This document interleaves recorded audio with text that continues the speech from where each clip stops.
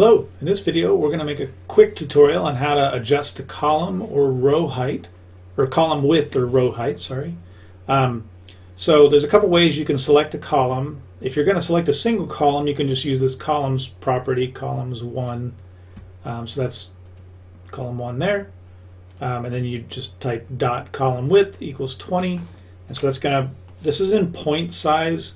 So if you're looking, like if you were going to adjust it here, you can see how it says 10.71, 80 pixels. So that 10.71 is going to become 20 when we do this. So you can see it made it 20 wide. You could also select a range of columns, so range A through B. You could do it that way.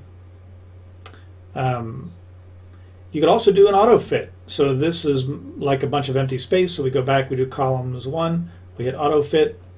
It's automatically going to fit it to that. And then same with rows, we could do row height. So row 1 is this row, and let's say this was like a header, so we wanted to have it a higher thing. Set that row height. So pretty easy. That's all you got to do on those. On to the next video.